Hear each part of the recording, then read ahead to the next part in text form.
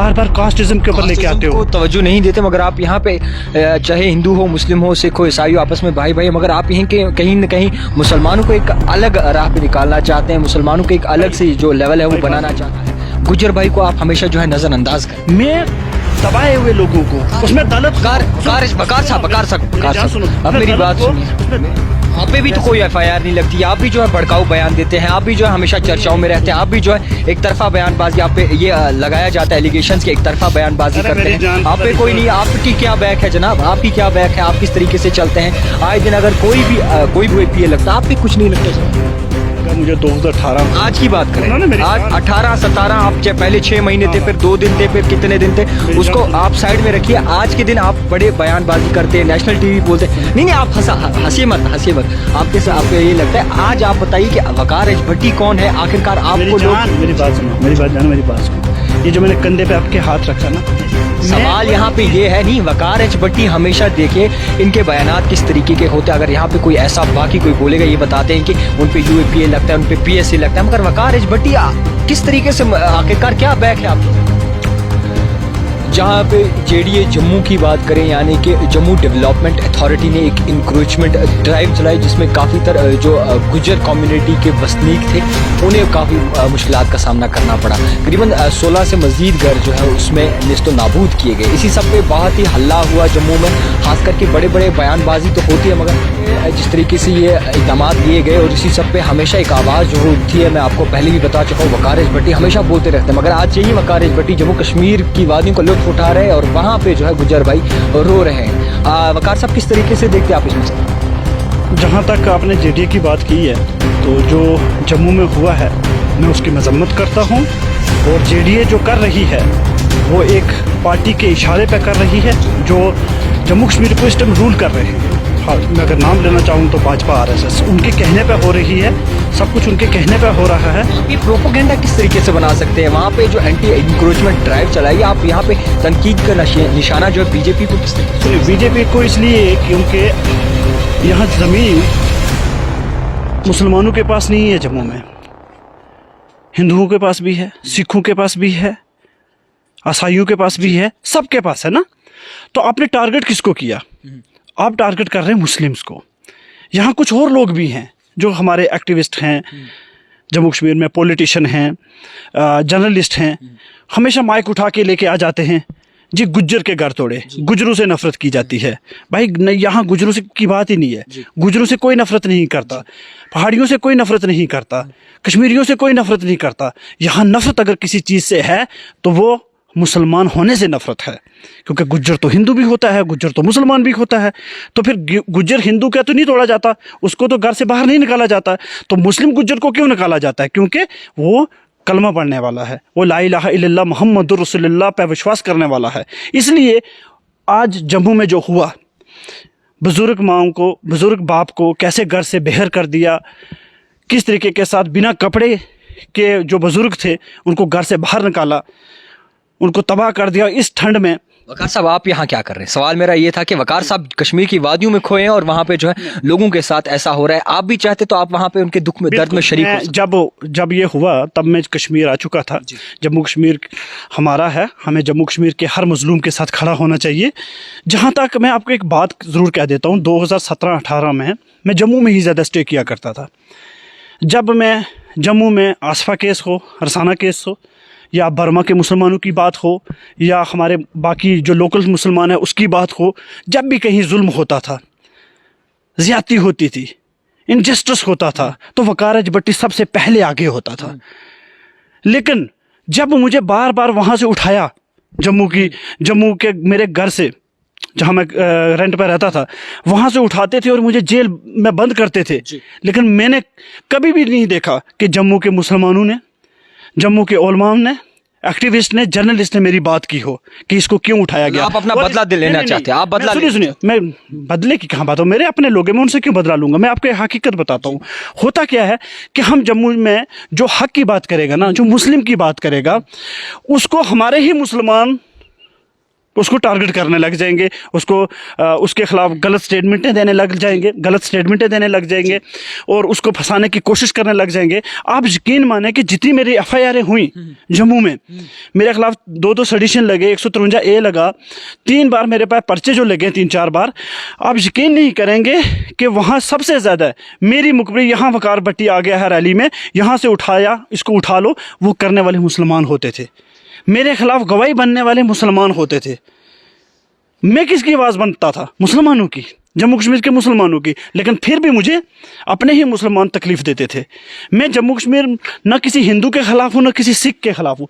मैं उन लोगों के ख़िलाफ़ हूँ जो आतंक फैलाते हैं और जम्मू डिस्ट्रिक्ट में मुसलमानों को परेशान करते हैं, कठुआ डिस्ट्रिक्ट में मुसलमानों को परेशान करते हैं, सांबा डिस्ट्रिक्ट में मुसलमानों को परेशान करते हैं। मसले को कहीं से कहीं और ले जा रहे हैं। सवाल आपसे ये रहेगा कि बीजेपी के जो प्रेसिडेंट है रविंद्र रैना जी हमेशा ये बताते हैं कि हम गुजरों के साथ है, शाना बशाना खड़े हैं, हम गुजरों को लेके दूध की नदियां बहाएंगे। सुनिए, उसी पे आ रहा था कि आप देखिए बीजेपी का प्रोपेगेंडा देखिए, इनका डबल स्टैंडर्ड देखिए आप बीजेपी का। वो रविंद्र रैना जिसको मैं जोकर कहता हूँ, आज से नहीं कहता हूँ, 2017 से कहता हूँ, ठीक है। वो आदमी मेरे रजौरी पुंछ में जाता है, मेरे टंगडार, मेरे बारामूला में जाता है। कभी कहता है मैं पहाड़ी हूँ और मैंने वोट दिया जी, मैं पहाड़ी हाँ। कभी कहता हूँ तो गुज्जर हाँ, गुज्जर मारा पाई। कभी कहता हूँ तो मैं तो पहाड़ी हूँ, पहाड़ी मेरा पाई, ठीक है। कभी कश्मीर वैली में आ जाएगा, श्रीनगर साउथ में घूमेगा, मैं कश्मीरी हूँ। कभी किसी को वो देशद्रोही बोलता है, कभी किसी को देशभक्त बोलता है, उसका ये धंधा है। और उसी धंधे में कुछ हमारे मुसलमान उनके साथ खड़े हैं आज भी। आज से कुछ दिन पहले मेरे अपने मुसलमान भाई, यही जम्मू के जिनको आप गुज्जर बोलते हैं, ये मेरे मुसलमान भाई हैं। यही मेरे मुसलमान भाई, इनमें से कुछ मेरे मुसलमान भाई ढोल बजा रहे थे जम्मू में, बीजेपी का स्वागत कर रहे थे। देखा होगा ना जब डिलिमिटेशन की जो रिपोर्ट सामने आई थी। मतलब आप उस मुद्दे पर नहीं जा सकते ना, आपको जो मेन मुद्दा है। सुनिए, मेरा काम है, अगर जम्मू में मुसलमानों को सेफ रहना है, उसको कश्मीर वैली के साथ खड़ा होना पड़ेगा। कश्मीर वैली, पीर पंजाल, चिनाब वैली, जम्मू कठुआ सांबा के लोगों को, मजलूमों को, दबाए हुए लोगों को, उसमें दलित अब मेरी बात सुनिए, उसमें दलित हो, सुनो ना, जो आप बोलने वाले मैं पहले ही वो समझ गया हूँ। उसमें दलित हो, मेरा सिख भाई हो, मेरा क्रिश्चियन भाई हो, वो सब मजलूम खड़े हो जाएं कश्मीर वैली के साथ। कश्मीर वैली, पीर पंजाल, चिनाब वैली के साथ पूरी रियासत एक हो जाए, एक हो के अपना हक मांगे इन बीजेपी वालों से, सवाल पूछे। और जो सत्ता में लोग रहे हैं, क्या किया इन्होंने हमारे लिए? आखिर क्यों हमको आज सहना पड़ता है? क्यों मेरे गुज्जर के जम्मू के मुसलमानों को आज घर छोड़ना पड़ा? आपने कभी गुज्जर भाइयों के लिए कुछ नहीं बोला है, तब ना ही कुछ बयानबाजी की है और ना ही कुछ जो है बोला है। गुज्जर भाई को आप हमेशा जो है नजरअंदाज कर। मैं पहली बात, मेरे लिए ना कोई गुज्जर इम्पोर्टेंट है, ना मेरे लिए कोई पहाड़ी इम्पोर्टेंट है, ना मेरे लिए कोई दूसरी कास्ट का इम्पोर्टेंट है, क्योंकि मैं कास्टिज्म को तवज्जो ही नहीं देता। मेरे लिए जो नबी का उम्मती है वो मेरा भाई है, मेरी बहन है। किसने बोला? रसाना केस में मैं जेलों में गया हूँ, मेरी गाड़ियाँ टूटी हुई हैं। फॉरेस्ट एक्ट के लिए मैंने सबसे पहले बात की हुई है। आज जो गुज्जर और पहाड़ियों की लड़ाई लगती है ना, उसमें भी गुज्जर पहाड़ियों की जो लड़ाई लगती है, उसमें भी मैं खुल के सामने आया हूँ और यही चीज़ कह रहा हूँ, प्लीज़ एक हो जाओ, यूनाइट हो जाओ। मुसलमानों को तोड़ने की साजिश की जाती है। मुसलमान जब तक एक मुट्ठी में रहेगा, यूनाइट रहेगा, इत्तेहाद में रहेगा, इसको कोई तोड़ नहीं सकता और न कोई हमें हरा सकता है। बस जम्मू कश्मीर के मुसलमानों को एक होना है, भारत के मुसलमानों को एक होना है, दुनिया के मुसलमानों को एक होना है और एक होना है कलमे पे। यही मेरा पैगाम है। मैं कास्टिज्म को तवज्जो ही नहीं देता भाई। आप क्यों मुझे बार बार कास्टिज्म के ऊपर लेके आते हो? तवज्जो नहीं देते, मगर आप यहाँ पे चाहे हिंदू हो, मुस्लिम हो, सिख हो, ईसाई हो, आपस में भाई भाई, मगर आप यहीं के कहीं न कहीं मुसलमानों को एक अलग राह पे निकालना चाहते हैं, मुसलमानों को एक अलग से जो लेवल है वो बनाना चाहते हैं। भाई बात सुनिए, इंसानियत सबसे बड़ी, सुनिए ना, अगर इंसानियत सबसे बड़ी चीज़ है। मेरी बात सुने ना यार, इतना जल्दबाज क्यों हो जाते हैं आप? अगर बीजेपी 80% और 20% की यूपी में बात कर सकती है, वो बात कर सकता है जो यूपी में रूल करता है योगी आदित्यनाथ। वो कह सकता है कि 20% 80% की लड़ाई बट मुसलमानों की और हिंदुओं की लड़ाई, तो वकार एच भट्टी क्यों नहीं कह सकता कि 70%, 75% और 25% की यहाँ लड़ाई जम्मू कश्मीर में भी अब है? और मैं ये भी कहता हूँ मैं किसी हिंदू के ख़िलाफ़ नहीं हूँ। मैंने कब बोला कि मैं किसी हिंदू के ख़िलाफ़ हूँ? हाँ, मैं शैतानों के ख़िलाफ़ ज़रूर हूँ जिन्होंने मेरे जम्मू कश्मीर को तोड़ा है, जिन्होंने जम्मू कश्मीर को तोड़ने की साजिशें की हैं, जिन्होंने जम्मू कश्मीर को बदनाम किया है दुनिया भर में। मैं उन तमाम लोगों के ख़िलाफ़ हूँ और उन तमाम लोगों को मैं आज नहीं हमेशा उनके ख़िलाफ़ बोलता हूँ और बोलता रहूँगा, क्योंकि मैं उस बगवा के ख़िलाफ़ हूँ जो खुलेआम उत्तराखंड में धमकी देता है और मुसलमानों को मारने की साजिशें बनाते हैं, प्लानिंग बनाते हैं और खुलेआम भड़काऊ बयान देते हैं और कोई एफआईआर भी नहीं लगती है। आप पे भी तो कोई एफआईआर नहीं लगती है, आप भी जो है भड़काऊ बयान देते हैं, आप भी जो है हमेशा चर्चाओं में रहते हैं, आप भी जो है एक तरफा बयानबाजी आप पे ये लगाया जाता है, एलिगेशंस की एक तरफा बयानबाजी करते हैं। आप पे कोई नहीं, आपकी क्या बैक है जनाब, आपकी क्या बैक है, आप किस तरीके से चलते हैं? 124 से लगा मुझे 2018। आज की बात करें, आज 18 17 आप पहले 6 महीने थे, फिर 2 दिन थे, फिर कितने दिन थे, उसको आप साइड में रखिए। आज के दिन आप बड़े बयानबाजी करते हैं, नेशनल टीवी बोलते हैं। नहीं आप हंसी मत आपके साथ आप पे ये लगता है। आज आप बताइए कि वकार एच भट्टी कौन है आखिरकार? आपको मेरी बात सुनो। ये जो मैंने कंधे पे आपके हाथ रखा ना, इसलिए रखा है क्योंकि आप मेरे छोटे भाई जैसे हो, है ना। आपसे बहुत प्यार करता हूँ। आपने बोला ना कि मुझे मेरे पे एफआईआर लगती नहीं। अरे भाई 18 में भी अंदर गया, 19 में भी अंदर गया, ठीक है ना, 19 में भी अंदर गया और 20 में भी अंदर गया।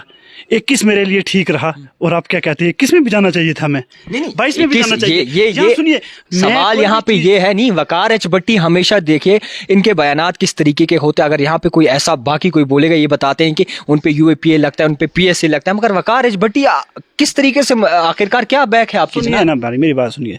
यूएपीए पीएसए उन लोगों के ख़िलाफ़ लगता होगा जो बोलते नहीं हैं। हम अल्लाह से डरने वाले हैं और जो इंसान अल्लाह से डरेगा ना, जब आपके साथ अल्लाह खुद है तो आपको हज़ारों लोग, लाखों लोग, पावरफुल लोग एक हो जाए ना, आपके साथ खुदा होना चाहिए, अल्लाह होना चाहिए, है ना। जब आपके साथ अल्लाह है तो दुनिया की कोई ताकत आपको रोक नहीं सकती, दुनिया की कोई ताकत आपका मुंह नहीं बंद कर सकती। ये मेरा बिलीव है, मेरे अल्लाह पे बिलीव है।